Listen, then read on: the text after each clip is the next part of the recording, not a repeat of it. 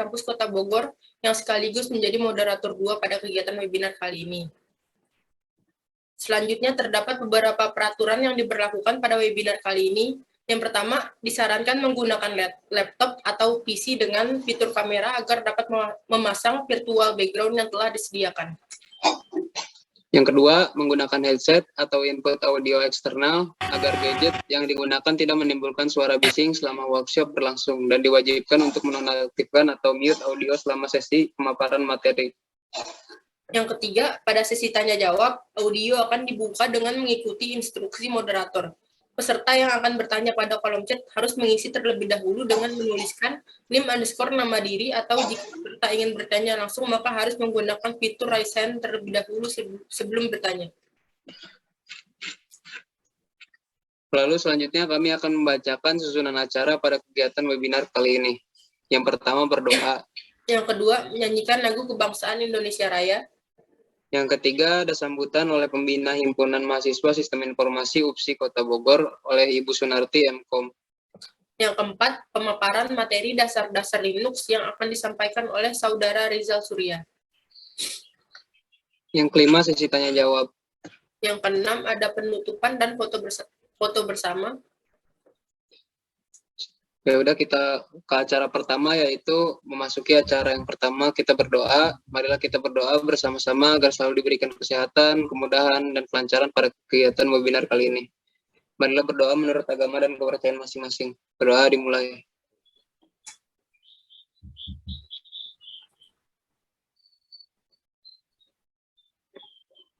Doa selesai. Selanjutnya, mari kita dengan sikap sempurna menyanyikan lagu Kebangsaan Indonesia Raya secara bersama-sama.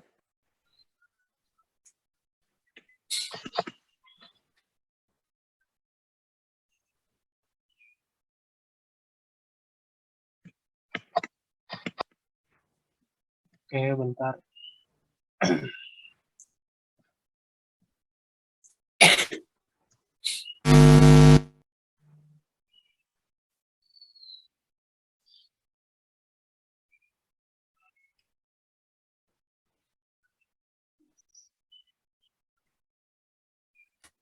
Alsa dengan Kak Abdillah ya, yang sudah memberikan waktu kepada saya.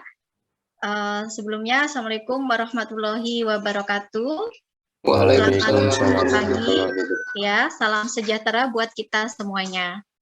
Alhamdulillah pada pagi hari ini dapat terselenggara kegiatan webinar ya, yaitu tentang dasar-dasar Linux, sistem operasi Linux ya. Yang pertama-tama saya hormati Ibu Dewi Ayu Nurwulandari M.Kom selaku Kaprodi Sistem Informasi Kota Bogor, teman-teman HIMSI UPSI Kota Bogor yang saya banggakan, mahasiswa, mahasiswi, dan peserta yang dapat hadir dalam kegiatan webinar ini yang saya cintai, dan saya mengucapkan terima kasih ya kepada teman-teman HIMSI semuanya atas terselenggaranya kegiatan hari ini ya. Perkenalkan, nama saya adalah Sunarti ya. Saya di sini sebagai dosen Universitas Bina Sarana Informatika dan saya sebagai pembina HIMSI UPSI Kampus Kota Bogor. Nah, di mana kegiatan yang baik ini adalah merupakan kegiatan tentang yang akan disampaikan oleh Kak Rizal Surya Surya Pratama ya, Kak Rizal, terima kasih untuk pembicara hari ini yang sudah berkenan akan memberikan ilmunya ya kepada teman-teman semuanya yang sudah hadir pada kegiatan hari ini gitu ya, di mana nanti akan dijelaskan tentang dasar-dasar sistem operasi khususnya Linux. Dan setelah kegiatan ini pastinya harapan kami ya sebagai pembina dan juga Kak Rizal tentunya ya, pasti mahasiswa dan peserta semuanya bisa menerapkan dalam pembelajaran gitu ya. Dimana Linux itu kan sebuah sistem operasi yang saat ini pemakaiannya juga bersifat open source, dan Linux juga membutuhkan sumber daya yang kecil ya dibandingkan dengan Windows. Kegiatannya bersifat positif dan semoga teman-teman bisa mengikutinya dengan baik dan bermanfaat buat kita semuanya. Sekian sambutan yang saya dapat berikan, semoga bermanfaat dan wassalamualaikum warahmatullahi wabarakatuh. Waalaikumsalam warahmatullahi wabarakatuh. Terima kasih pada Ibu Sunarti Mkom atas sambutannya. Semoga apa yang disampaikan beliau dapat dijadikan manfaat bagi kita semua. Amin ya rabbal alamin. Baik, sebelum memasuki acara selanjutnya, saya beri himbauan sekali lagi agar para peserta harap menonaktifkan mikrofonnya atau mute pada saat materi sedang berlangsung. Oke, langsung aja ke acara yang paling kita nantiin, yaitu pemaparan materi tentang dasar-dasar sistem operasi Linux yang akan disampaikan oleh Saudara Rizal. Sebelum itu, saya akan membacakan profil atau latar belakang dari Saudara Rizal. Saudara Rizal ini merupakan salah satu mahasiswa semester 5 di Universitas Bina Sarana Informatika Kampus Kota Bogor pada Prodi Sistem Informasi. Selain dari mahasiswa, beliau merupakan Ketua Umum dari Himpunan Mahasiswa Sistem Informasi Kampus Kota Bogor. Dan salah satu pengalaman kejuaraan akademik yang pernah beliau ikuti, yaitu pernah mengikuti kejuaraan IT Network Administration tahun 2019. Kepada Saudara Rizal, waktu dan tempat kami persilahkan.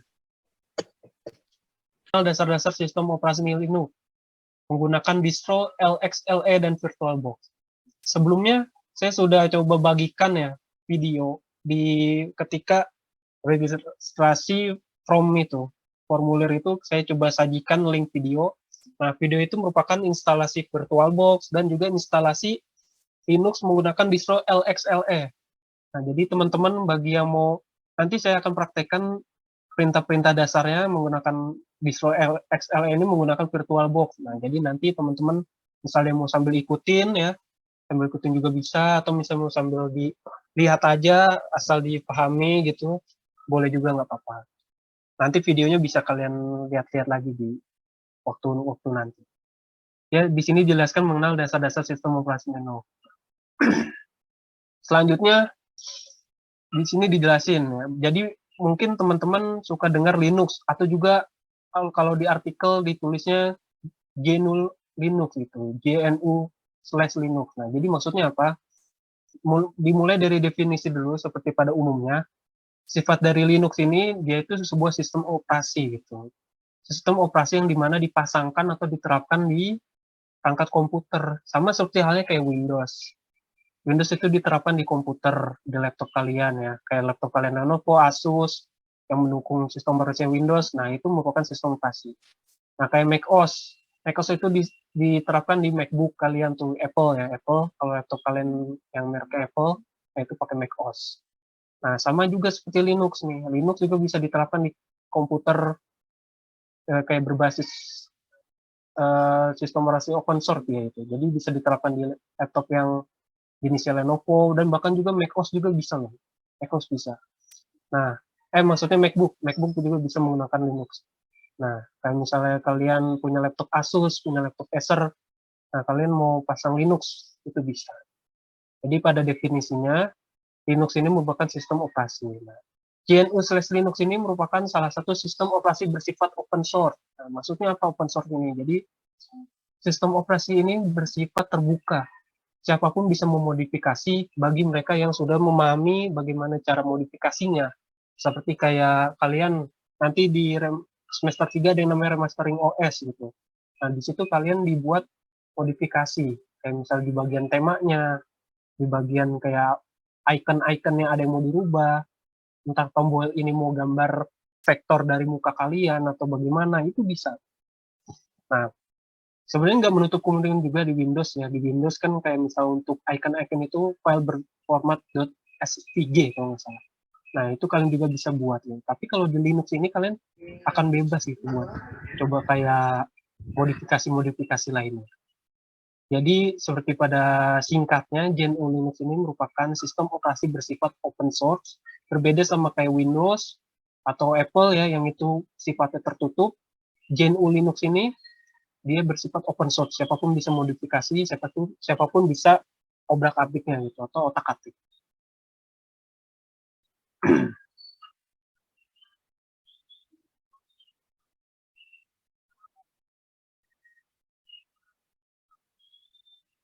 Nah, selanjutnya, kenapa disebut GNU Linux? Apa beda GNU Linux itu? Jadi kan orang mungkin kalau misalnya sering nyebut Linux, Linux, Linux gitu. Nah, sebenarnya Linux itu merupakan kernel teman-teman. Nah, nanti saya kasih tahu Linux kenapa disebut kernel, kenapa harus semestinya kita menyebutnya GNU Linux, itu bukan hanya Linux saja gitu.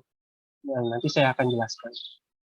Jadi pertama kalinya sebelum menuju ke situ kita harus ketahui dulu bahwasanya GNU.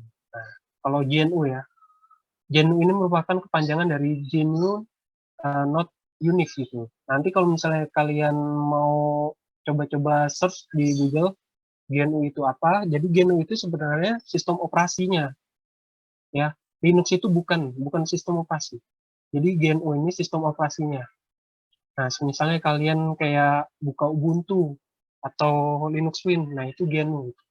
Nah, nanti kernel ada lagi saya jelasin. Nah, pertama kali siapa yang mencoba proyek GNU ini yang mendirikan siapa? Yaitu Richard Stallman.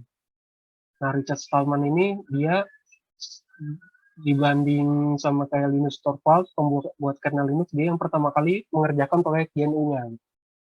Di saat itu memang belum saling sama-sama bersamai ya, Richard Stallman belum kolaborasi sama Linus Torvalds karena diketahui hanya Linux ini merupakan kernel, jadi Richard Stallman ini ketika mendirikan proyek GNU, dia juga sekaligus membuat lisensi software open source gitu, atau kalau misalnya diketahui ada yang namanya GPL gitu. GPL itu kalau nggak salah pokoknya untuk sertifikasi software-software yang bersifatnya gratis gitu. Nanti kalau misalnya kalian install Linux, kalian coba buka LibreOffice atau ada software-software yang lainnya, kok ini gratis, nah atau misalnya kok beda sama Windows yang waktu itu saya coba di komputer saya sebelumnya, nah itu semua bersifat GPL, jadi lisensi gratis. Nah selanjutnya ini ada Linus Torvalds.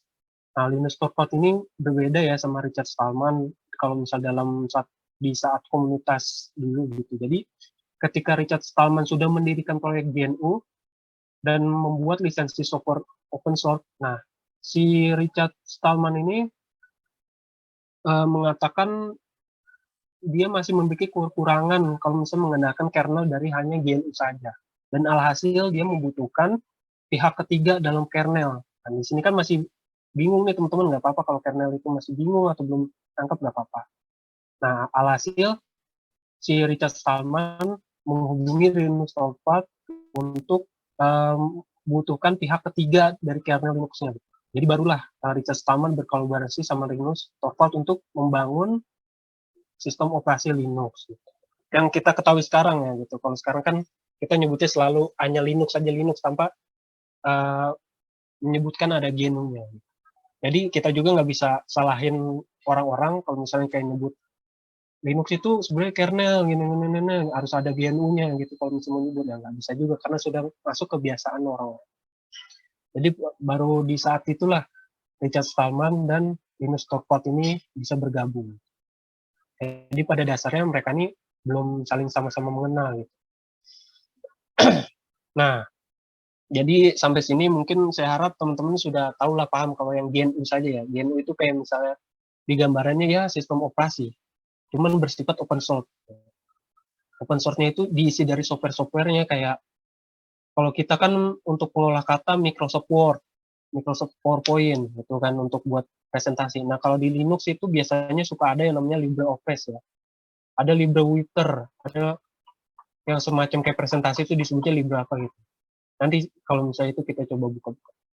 Nah, di sini dijelaskan kernelnya. Nah, jadi maksudnya apa kernel? Jadi kernel ini dia sebagai penyambungnya, penjembatan di antara aplikasi dan komponen-komponen spare part kita di perangkat kita. Nah, di sini kan dilihat untuk bagian kolom merah ini application. Misal di sini analogilah kita taruh aplikasinya ini LibreOffice ya. LibreOffice itu kita asumsikan seperti Microsoft Office. Nah, Microsoft Office ini kan namanya aplikasi untuk berjalan di komputer, di laptop. Pasti juga membutuhkan komunikasi kayak RAM, memori. Seperti kita mau buat dokumen kan, kita membuat dokumen, ada yang kita buat suka sampai 1 MB, 2 MB gitu kan ya. Apalagi kayak yang membuat skripsi dan lain-lain itu kan pasti 1 MB, 2 MB, 3 MB. Nah, itu kan harus coba koordinasi namanya memori gitu. atau penyimpanan, dan juga CPU, prosesor. Bagaimana kita membuat dokumennya ini tanpa ada hambatan, tanpa ada ngelek-ngelek, ya, itu dibutuhkan CPU. Dan juga perangkat ya, yang pasti komputer kita sendiri. Masa kita bangun dokumen tanpa pakai komputer ya gimana gitu.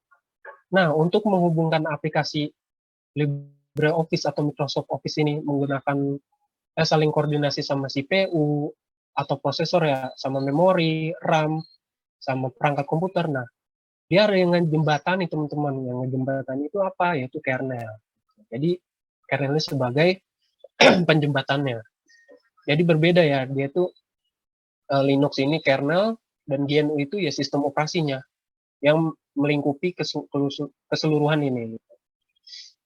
Jadi kurang lebih kalau misalnya masih ada yang belum bingung, teman-teman bisa search di Google lagi gitu. Tapi kurang lebih kalau misalnya untuk pemahaman secara singkatnya ya seperti itu. Linux merupakan kernel dan GNU itu merupakan sistem operasinya. Nah, selanjutnya apa itu distro Linux? Nah, jadi teman-teman yang nanti bakal memasuki semester 3 atau yang sudah, ya, kan nanti bakal kalian temui itu yang namanya Ubuntu. Kok ada Ubuntu, kok ada Linux Mint, kok ada Fedora, Debian, dan lain-lain. Di sini kenapa disebut distro Linux? Yaitu distro itu kepanjangan distribusi ya, distribusi Linux. Jadi untuk varian-varian ini merupakan jenis-jenisnya teman-teman. Jadi Linux itu nggak cuma satu. Kenapa nggak cuma satu? Karena kembali lagi yang tadi kita ketahui bahwasanya Linux ini merupakan sistem operasi yang open source.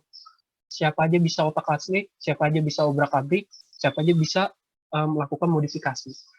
Dengan ada kesempatan itu, maka orang-orang muncullah kreativitas untuk membangun distro-distro lainnya atau varian-variannya. Contoh seperti Linux Mint. Nah, ini merupakan sama turunan dari Ubuntu sebenarnya, atau dari Debian gitu. Sama kayak Kubuntu, kok ada Kubuntu, kok ada Subuntu. Nah, teman-teman kalau misalnya nanti ketahui, sambil di-search juga di Google, K ini merupakan desktop environment yang mewakili gitu. Jadi nanti ada yang kalian ketahui apa itu desktop environment ya, atau lingkungan desktop. Kayak Kubuntu nih contohnya, depannya kan K nih. Jadi nama desktop environment-nya dia KDE gitu. Lalu ini kan X. Kenapa X? Jadi ada desktop environment-nya namanya XFace. Nah, KDE sama XFace itu apa gitu. Jadi sama-sama desktop environment, cuman berbeda. Kalau KDE ini kalau misalnya secara umumnya dia berat, nah kalau XFace ini dia secara umumnya mungkin ya nggak terlalu berat-berat lah. Nah, kenapa bisa dibilang ini berat? Nah, ini bisa dibilang nggak berat gitu.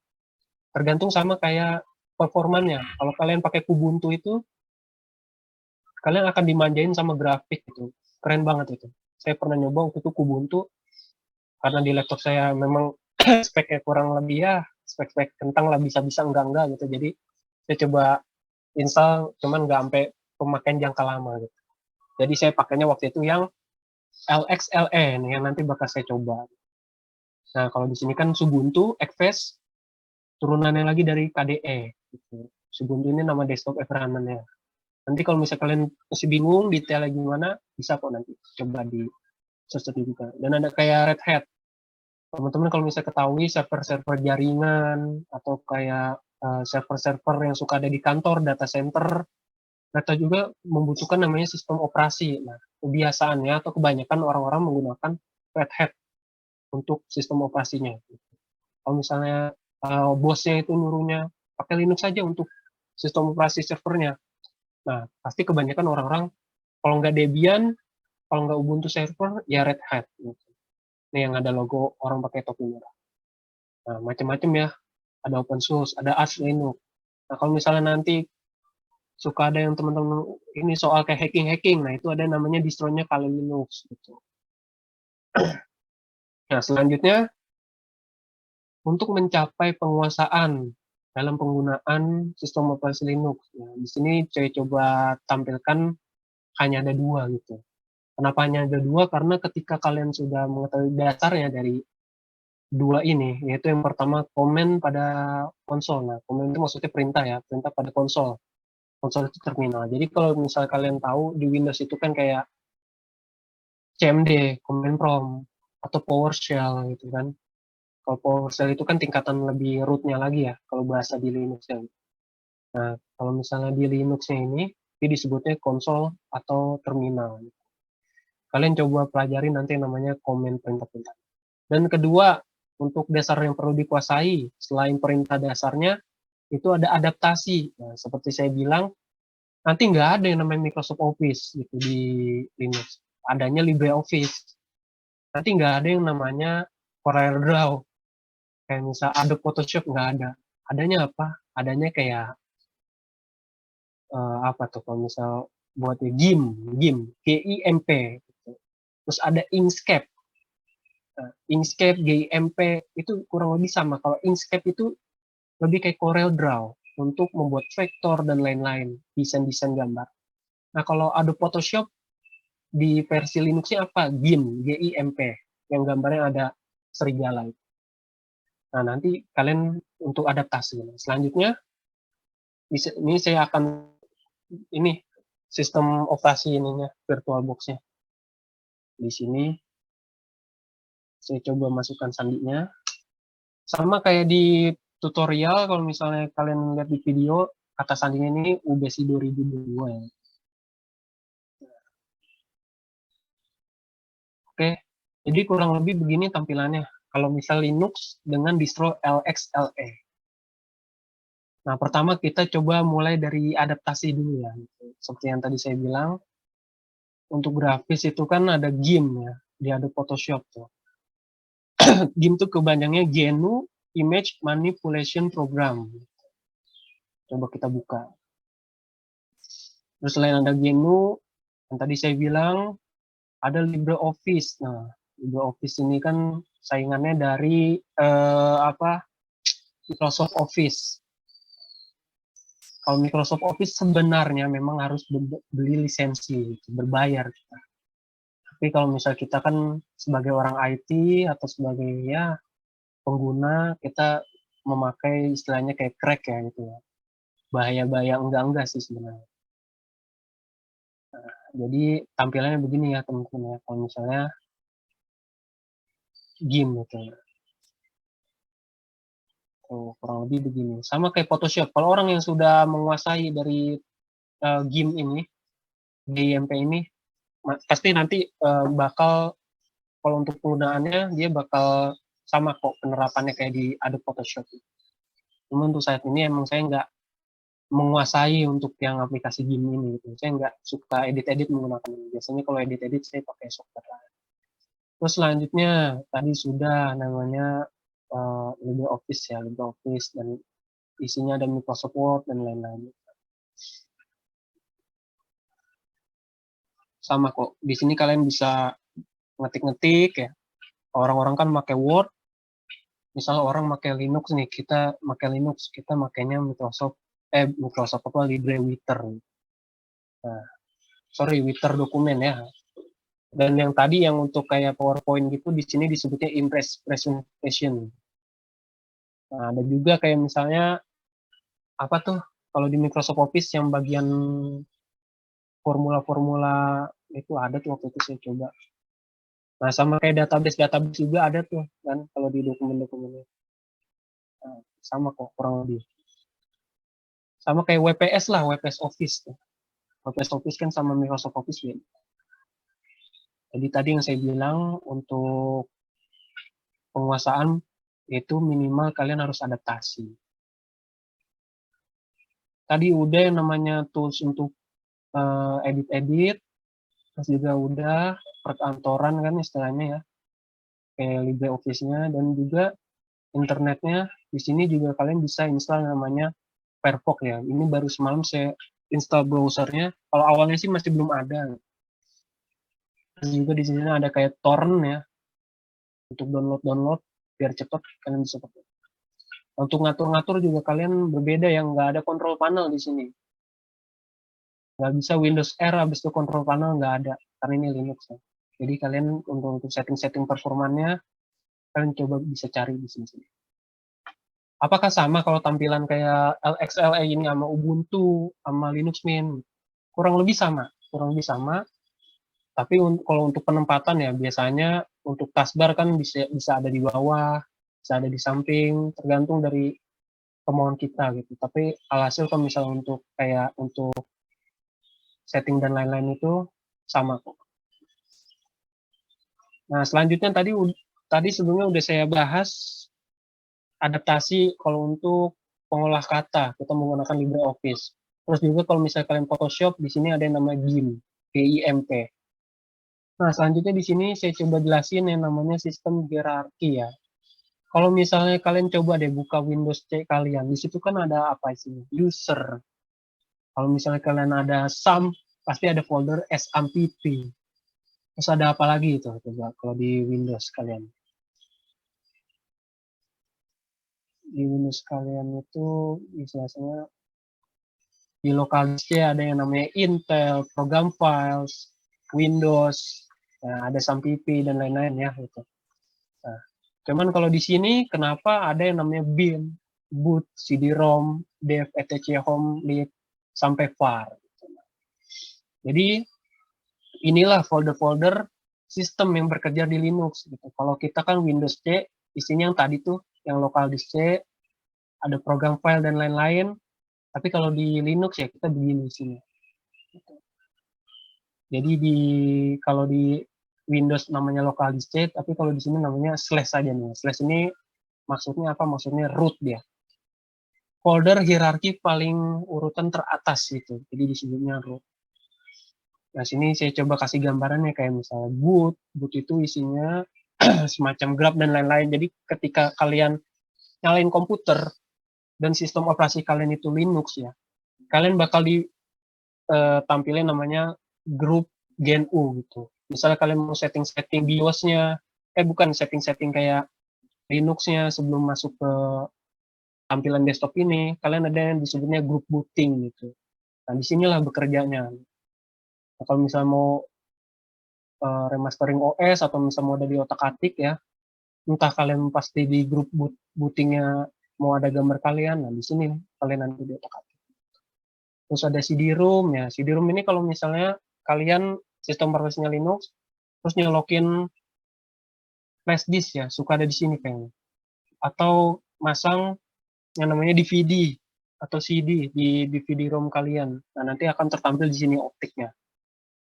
Ada dev-nya juga, developer ya maksudnya. Terus ada etc-nya ini, maksudnya apa? Ini maksudnya program files. Kalau misalnya di Windows itu program files, kalau di sini namanya etc. Nah, ada Firefox-nya tuh, folder Firefox. Ada folder apa lagi nih? GIMP, itu yang tadi saya katakan. Macam lah di sini, kalau misalnya kalian install. Nah, selain etc sampai home, ya home ini darat folder user C, habis itu nama perangkat kalian, barulah isinya kayak download, dokumen, terus lagu, foto, dan lain-lain. Sama kok home. Home, nama user kalian, sudah, dokumen, download, musik, dan lain-lain. Jadi bedanya cuma gitu aja ya, kalau misal di Windows sama di Linux. Ini adaptasi untuk folder-folder, sampai ke var ya. Var ini bagian kayak temporarinya ya, temporari, sampah-sampah caceknya gitu. Kalau misalnya kalian di Windows kan bisa cari-cari itunya di app data ya, yang suka terhide loh, tersembunyiin gitu. Nah, kalian bisa kalau di Linux ya foldernya di var. Root. Nah, root ini kalian ini kenapa nggak bisa? Karena untuk pakai akses secara penuh kita harus akses admin gitu. Kalau misalnya kita cuman coba muter-muter di screen ini, kita nih baru terdaftar sebagai user biasa gitu. Kita nggak diperbolehin masuk ke user root. Karena apa? Karena root ini merupakan user tertinggi. Jadi kenapa tuh nggak dibolehin? Akses ini, akses ditolak. Jadi begitu kalau untuk adaptasi di Linux. Selanjutnya kita coba ke perintah dasar. Nah, jadi perintah dasar ini begini teman-teman. Nanti kalian di semester 3 atau yang lagi semester 3, kalian akan disuruh bikin sistem operasi apa? Disuruh sajikan perintah-perintah dasar. Installnya gimana, caranya, atau misalnya masang aplikasinya gimana kalau di Linux dan lain-lain. Saya mau coba download Sublime Text dulu ya. Sublime Text sebagai contohnya. Di sini real ya, belum saya belum download sama sekali. Download Sublime Text. Dan nanti juga cara nginstalnya nggak kayak di Windows. Ngeklik Sublime itu, habis itu di next ya. Beda banget ya kalau misal di sini di Linux. Kalau untuk download dari ininya mentahannya sama, kita download di internet. Nah, untuk pilih juga harus ini ya, harus bener ya. Jangan untuk macOS malah kita download, jangan untuk Windows malah kita download. Tapi untuk Linux. Nah, di sini kan ada kayak ekstensinya, ekstensi file. Ada .deb, rpm, sampai ekstrakan lainnya. Tapi kalau untuk rekomendasi, kita bisa apa nih? .deb aja. .deb kan lebih gampang. Nah, lagi download, sering sambil download ya. Kita lanjut lagi ke bagian konsol atau terminal ini. Jadi kenapa terminal ini penting untuk penggunaan Linux dasarnya gitu. Jadi ketika kalian nanti mengalami kayak apa kesulitan di bagian pas penggunaan grafiknya, kayak misal lagi ngedit kok malah ininya nge-lag gitu, dan kalau misal kita buka terminal kok bisa. Nah, jadi kalian bisa ngantiin aplikasi yang lagi nge-lag di terminal ini. Jadi yang betapa pentingnya kalau untuk dasar menguasai perintah-perintah dasar ini. Dimulai dari sini ya untuk pengenalan. Web Linux 123 ini nama user saya. Nama user saya. Kalau misalnya kalian contoh namanya Budi, kan user kalian biasanya di namanya Budi. Budi administrator, Budi apalah gitu. Nah, kalau di sini web Linux CMP. Nah, bisa di teman-teman namanya komputernya kalau masih default itu Acer atau Asus berapa gitu. Nah, kalau di sini saya coba udah ganti namanya jadi web Linux CMP. Jadi kalau untuk mengetahui ini menggunakan nama user dan nama komputernya. Dan sini kenapa lambang dolar? Lambang dolar itu nama sudo ya, user biasa gitu, bukan user root. Jadi di sini kita memiliki batas ya, tidak bisa sewenang-wenang masuk ke root atau kemanapun gitu. Jadi kalau misalnya mau masuk ke root kita harus masukkan kata sandi. Contoh di sini kita misalnya mau update repository kita nggak bisa kayak apt min-get update. Nah, dijelasin lagi ya, apt ini merupakan perintah jenis apa yang mau kita eksekusi, yaitu application ya. Get tolong dapatkanlah gitu, dapatkanlah aplikasi. Perintahnya apa? Perintahnya untuk mengupdate gitu. Sama kayak misalnya nanti algoritma pemrograman kok gitu, kayak PHP dan lain-lain. Nah, di sini kan nggak bisa. Kenapa nggak bisa dijelaskan? Nah, ini lebih to lock directory. Nggak bisa kalian buka ini. Nggak bisa buka file yang dikunci di bagian ini nih, bla bla bla bla. Permission denied, izin ditolak. Masalah unlinking di file remote session, permission denied atau izin ditolak. Jadi untuk bisa kayak begini gimana caranya? Kalian bisa tambahkan lagi namanya perintah sudo, habis itu apt min-get update. Baru untuk ini masukkan password, disuruh masukin password gitu, UBSI 2022. Baru dia bekerja. Jadi maksudnya apa? Untuk mengupdate repository ini, kita ini Linux ini ketergantungan namanya repository atau paket-paket yang berada di server kita. Jadi betapa open source-nya dari Linux ini, karena dia ini memiliki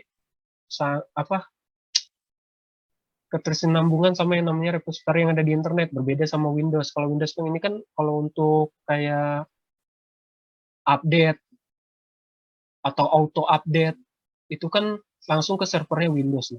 Kalau misalnya ini repository ini ada komunitas mempersiapkan paket-paketnya gitu. Jadi kita bukan meminta update-nya ini ke bagian perusahaan Linux, tapi ada komunitas yang menyediakan paket-paketnya, paket-paket terupdate. Kalau analoginya sama kayak Windows, kalian misalnya lagi ngerjain sesuatu, terus minta suruh update. update ini, update itu gitu kan ya. Gitu. Sama kalau di Linux juga begitu. Cuman di Linux kalian hanya cukup membuka terminal ini, membuka terminal atau misalnya bisa pakai shortcut-nya CTRL alternatif T ya, Control Alt T, habis itu langsung ngebuka kayak gini. Tinggal sudo pt min-get update. Nah, langsung dah. Nanti bakal kayak tadi. Atau misalnya kalau nggak mau ribet juga nih kalau misalnya klik sudo lagi ya, kalian bisa buka sudo su. Jadi ketika kalian udah sudo su ini, kalian bisa langsung masuk sebagai user root gitu, user secara sepenuhnya. Masukinlah katakan di UBSI 2022. Nah ini di clear ya, clear. Biar nanti keseluruhan ini terhilang gitu. Jadi nggak usah numpuk-numpuk. Gitu. Kalau misal di Windows di CMD-nya CLS ya. Oke, karena berhubung sudah di download Sublime Text-nya ya, udah selesai. Nah, kita bisa install. Ini yang seperti saya bilang, kita install tuh nggak bisa ngeklik kayak gini ya. Nah, ngeklik kayak gini nggak bisa. Maksudnya nggak langsung ke tertampilan next. Enggak. Paling langsung tertampilan kayak gini. Tuh. Jadi kalau mau, kalian untuk install langsung sajalah di terminal ini atau di CMD-nya ya. Caranya gimana caranya? Kalian coba masuk ke foldernya terlebih dahulu. Tadi ada yang ingat kan kalau untuk download pasti bakal kesimpan di folder download. Nah, untuk mengetahui foldernya di mana, kalian bisa ketik yang namanya ls. ls ini apa? ls ini perintah tampilkan folder apa aja yang berada di dalam folder web Linux ini. Habis ls kita klik enter. Dalam folder web Linux ini, web Linux 123 isinya ada desktop, dokumen, download musik, sampai videos.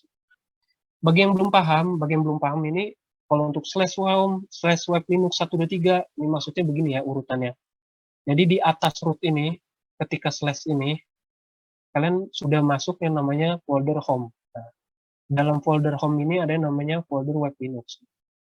Di dalam folder web Linux ini, web Linux 123 ini, ketika di ls, ketika diminta tolongin untuk tampilkan folder apa aja yang ada, baru tersajikanlah yang namanya desktop sampai videos. Jadi gitu ya urutannya ya.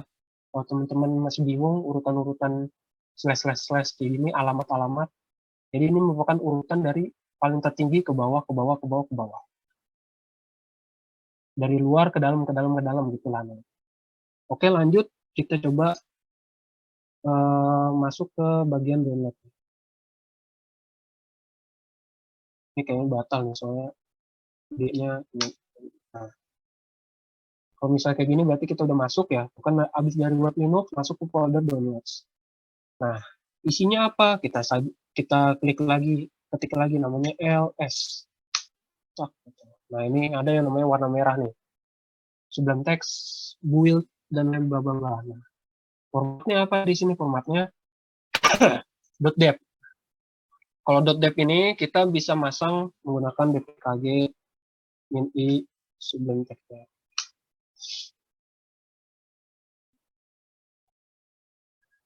Nah, jadi kalau untuk penginstalan kurang lebih begini. Kalian harus mesti tahu dulu format dari filenya apa. Misal formatnya .deb. Nah, berarti kalian bisa pasang dari filenya itu, mau setupnya pakai perintah ini, dpkg min-i. D itu maksudnya untuk deb, pkg package ya, min-i ini install. Langsung disebutin lah, filenya apa yang mau install gitu, namanya Sublime Text bla bla bla. Nah, jadilah install. Oke, kita coba cek dulu. Udah ke install apa belum? Nah, di sini ada yang namanya pemrograman. Habis itu udah install deh, namanya Sublime Text. Nah, yang tadi yang nggak ada, sekarang ada kan. Jadi kalau untuk penginstalan kayak begitu. Dan ada juga kalau misalnya kalian mau install yang namanya aplikasi tanpa perlu download lagi gitu di internet atau dan lain-lain. Ini kita clearin dulu. Kita coba keluar dulu dari folder downloads ya. Keluar kalau misal satu langkah aja dari folder sebelumnya, kalian harus ketik perintah namanya cd, habis itu titiknya 2 kali. Baru satu langkah. Kalau misal cuma cd gini, kalian akan keluar langsung ke root itu, ke akses menu. Jadi harus masuk lagi ke cd home. Kayak misal ke cd home dan lain-lain gitu. Jadi malah ribet.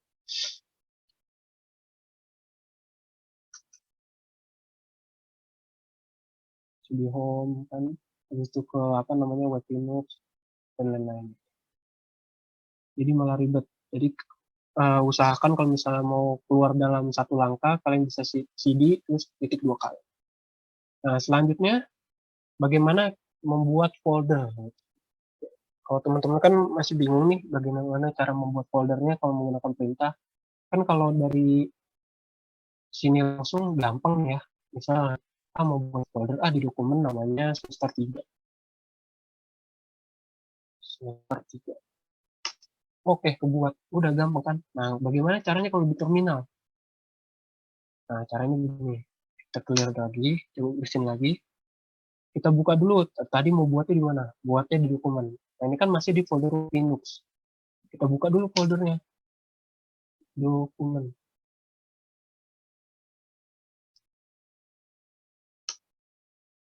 Nah, di dokumen sini baru kita masukkan perintah untuk membuat folder.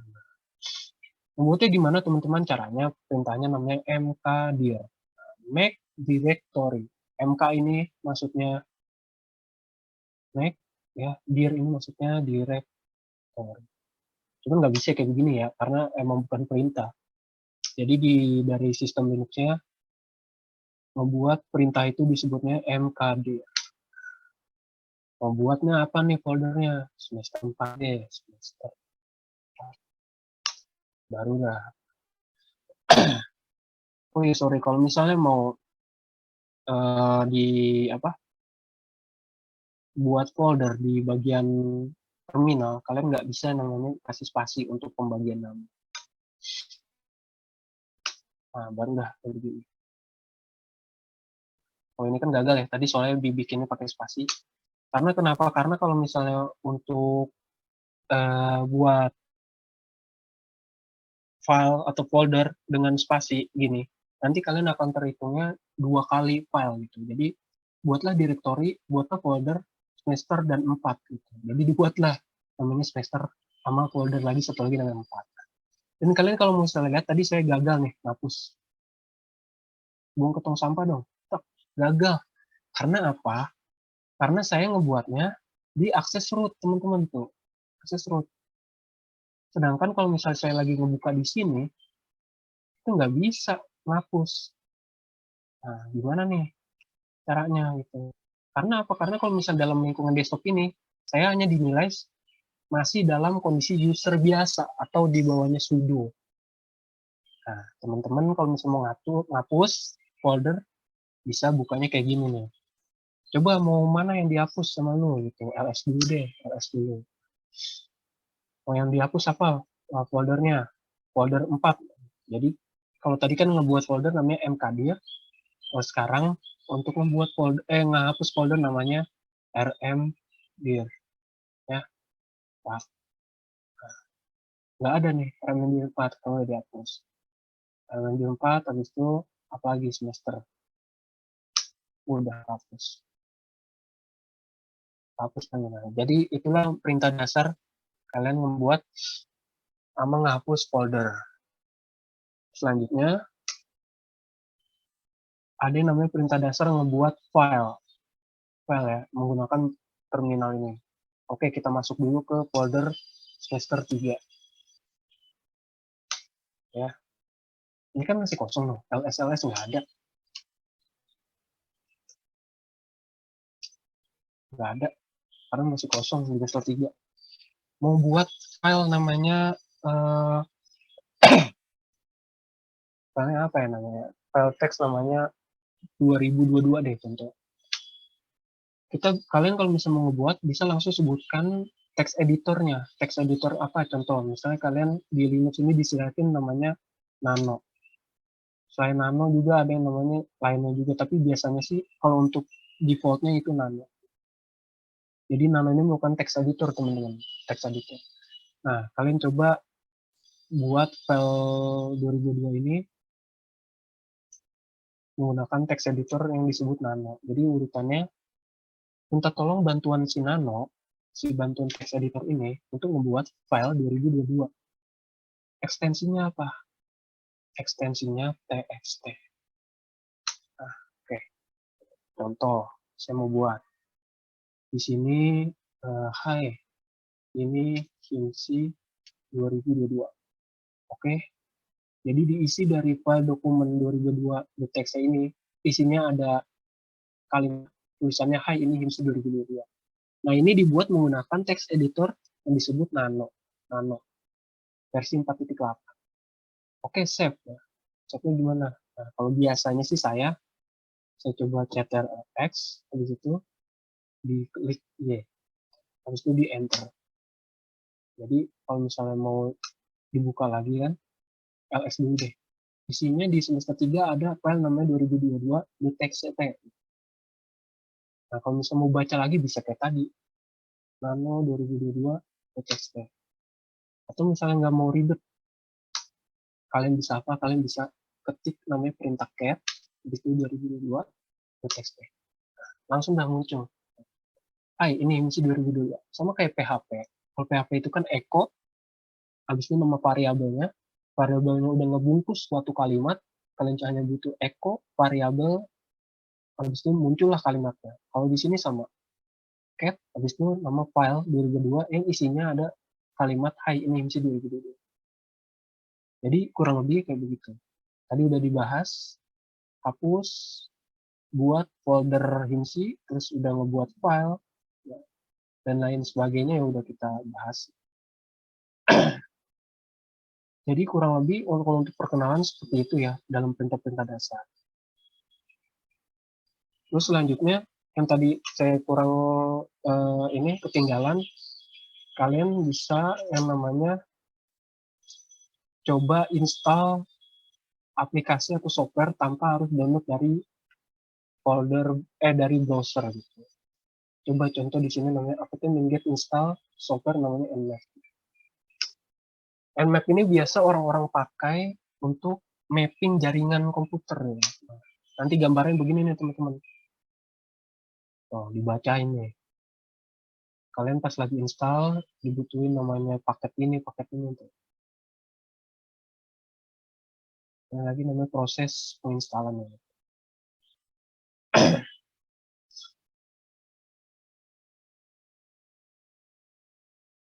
Jadi nanti pas untuk semester 3 kalian akan belajar namanya remastering OS. Kalau saya sih remastering OS cukup di bagian ini aja sih, di bagian performanya.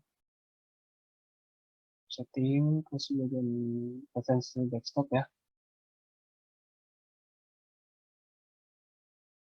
Tampilan, dan lain-lain. Misal tuh kayak font, wallpaper ya,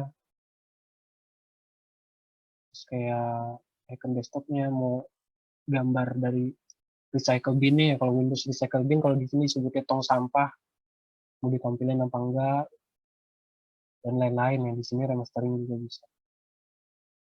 Karena waktu itu semester 3 saya menggunakan ini. Oke, di sini udah selesai ya. Kalau udah langsung kembali lagi ke bagian ini, bagian root ini, berarti penginstalan udah selesai tanpa adanya error. Kita buka namanya Nmap.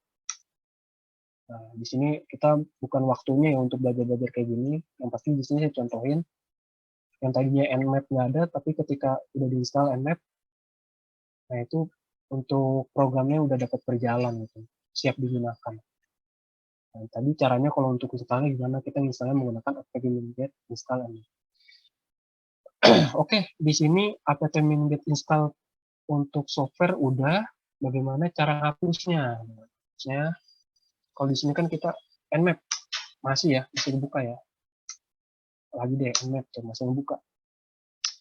Mau hapus nih si Nmap, nggak perlu lah, orang nggak mau nge-hack atau monitoring jaringan. Apt-get auto remove minpur. Dan jadi perintahnya gini, aplikasi tolong dapatkan perintah auto remove minpur, bersihkan secara penuh. Jadi kita di sini tinggal kita enter, lalu itu benar mau disetujui juga nih, ingin lanjut gitu, yes. Di sini proseslah penghapusan. Kalau tadi kan kalau untuk install kita bisa apt-min get install nmap. Di sini kalau untuk hapus secara penuh apt-min get auto remove minpur nmap. Cek lagi masih ada gak? Nggak ada, orang udah dihapus. Jadi kurang lebih begitu kalau untuk penggunaan dasar-dasar dari sistem operasi Linux. Yang jelas saya coba sarankan kalau untuk semester 3 di remastering OS, kita kuliahnya kalian coba perdalami lagi perintah-perintahnya, karena untuk saat ini saya nggak sajin banyak ya. Kalau untuk perintah-perintahnya cukup tadi yang dasar kurang lebih ada 2-3 dan perkenalan di bagian grafisnya dan lain-lainnya. Jadi saya cuma memperkenalkan inilah distro LXL. Kalian bisa menggunakan distro-distro lain, Ubuntu, Linux Mint, masih banyak lagi tadi yang udah saya contohin di PowerPoint. Jadi sekian dari saya untuk perkenalan dari ini. Bisa dilanjut ke bagian sesi tanya jawab. Silakan moderator ambil alih. Oke, terima kasih kepada Lisensi. Jadi kenapa? Jadi maksudnya begini. Kalian biasa menggunakan Microsoft Word atau Corel Draw, Adobe Photoshop. Kalian itu kan kalau untuk bisa mengakses itu kalian harus namanya crack atau ngebajak atau taruh serial number yang palsu. Nah, memang kalau misalnya orang ada istilah dari kesananya ya bilang itu nggak boleh, ini dosa dan lain-lain. Dan juga kalau untuk di bagian dalam sudut pandang sistem, memang kebanyakan itu ditaruhin namanya malware dan lain-lain. Kalau untuk software-software yang crack ya. Nah, tapi kalian menggunakan GNU Linux ini, di sini kita sebut aja nggak usah ada GNU-nya ya, karena udah kebiasaan orang-orang kita bilangnya Linux. Ketika kalian keuntungan menggunakan Linux, kalian sudah disajikan software-software yang gratis ya. Jadi lisensinya itu menggunakan GPL. Jadi GNU lisensi ya. Dengan adanya software yang gratis ini, kalian nggak perlu lagi download yang namanya Microsoft Word karena sudah ada apa? Sudah ada LibreOffice. Kan nggak perlu lagi yang namanya Corel Draw karena sudah ada apa? Sudah ada GIMP dan lain-lain. Dan selanjutnya untuk performannya ringan ya. Jujur kalau untuk performan di Linux ini berbagai macam. Ada yang desktop environment-nya KDE. Ada yang namanya LXDE, bukan LXLE ya. Kalau ini kan LXLE. Ada yang LXDE. Ada yang namanya XFAS. Nah, ini ada juga yang namanya di atas KDE itu GNOME ya. GNOME. Nanti kalian coba boleh searching lagi, telusuri lagi di Google. Ini namanya desktop environment atau lingkungan desktop. Karena di sini akan kalian dikasih apa? Pilihan. Mau desktop environment GNOME yang bagus banget performanya, tapi ya kalian mungkin butuh spesifikasi yang nggak terlalu tinggi juga ya, normal-normal lah kayak laptop-laptop biasa gitu. Ada yang namanya KDE. KDE di bawahnya lagi GNOME. Ada yang namanya LXDE. Kalau urutannya sih LXDE udah paling bawah nih, kayak gini ya. LXDE. Nah, di bawah KDE ini ada XFAS, di bawah XFAS ini ada LXDE. Jadi ini namanya desktop environment dan ini membuat performanya ringan. Selanjutnya keuntungannya tidak rentan terkena virus,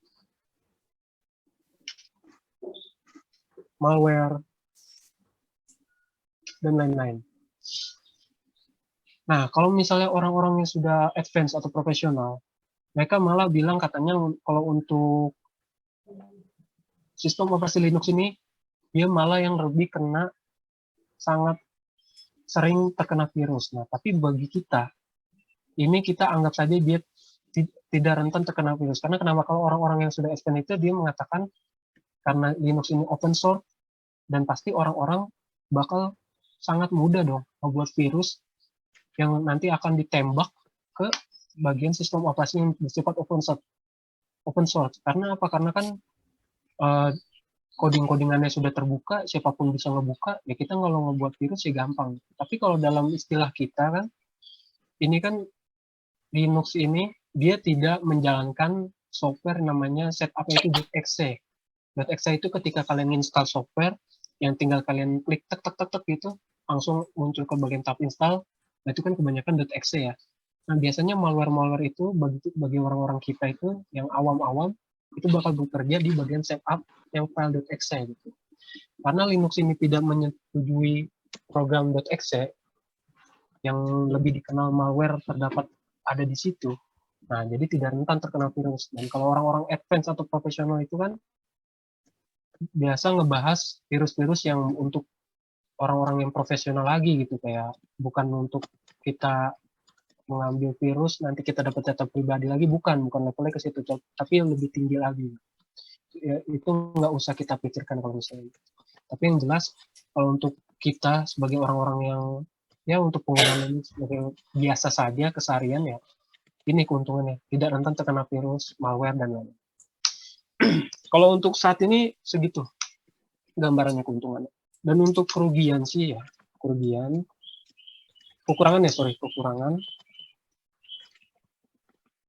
dari GNU Linux itu, yang pertama, masih belum mendukung keseluruhan software. Sorry ya, kebalik sih bahasanya nih, software masih banyak yang belum mendukung. Nah, jadi gimana maksudnya? Jadi kayak yang tadi saya bilang, bisa aja kayak CorelDRAW ini ngasih aplikasi yang bisa mendukung untuk ini, bisa, cuman belum ada kan, sampai sekarang belum ada, hanya bisa untuk apa? Untuk Windows, dan juga kayak ada Photoshop kan belum ada. Kalau SAM kan udah ada, WhatsApp juga sekarang WhatsApp udah nggak ada. Sama kalau untuk Windows 7 kan WhatsApp udah nggak ada. WhatsApp ini ya maksudnya WhatsApp desktop ya. Kalau dulu kan masih ada, sekarang udah nggak ada. Jadi itulah kenapa disebut software masih banyak yang belum mendukung untuk penggunaan dari sistem operasi Windows ini. Nah, terus kekurangannya juga penginstalan ya. Penginstalan sih kalau bagi saya bukan kekurangan sih, karena kalau untuk penginstalan itu kalian bisa dikembalikan lagi ke kalian, mau secara rekomendasi installnya next atau secara advance-nya atau secara penuhnya kalian bisa obrak-abrik di situ, ditaruh swap area dan lain-lain. Jadi tadi yang nanya kekurangan dan keuntungan dari GNU Linux kurang lebih seperti ini kalau dari sudut pandang saya. Ya begitu. Gimana? Ada yang masih ditanya lagi? Oh itu Kak, Napira Aulianisa nanya. Kak mau tanya, untuk instalasi lebih mudah Linux atau Debian ya? Oh, instalasi lebih mudah Linux atau Debian? Atau Debian, ya. Nah, jadi kembali lagi ya. Sebenarnya Linux itu, Debian itu Linux. Debian itu sebenarnya distro dari PowerPoint yang tadi saya share lagi ya. Saya install Linux menggunakan versi grafiknya, jadi nggak usah ribet-ribet. Nah, Debian ini biasa dikasih dua pilihan, dan saya biasanya kalau install Debian itu sebagai server, saya install itu menggunakan CLI.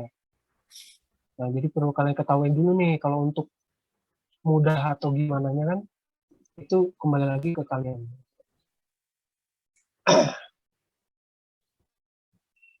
Jadi gambarnya, nah kalau ini kan orang dia pakai VMware ya untuk install misalnya ya. Kalau saya kan pakai namanya apa, VirtualBox. Nah tuh ketampil kan ya, install Debian basis teks CLI. Kalau saya kan grafik, install tuh. Nanti disuruh pilih bahasanya, teritori daerahnya, dan lain-lain gitu. Jadi kalau untuk bahasa gampangan mana ya tadi ya nanya ya?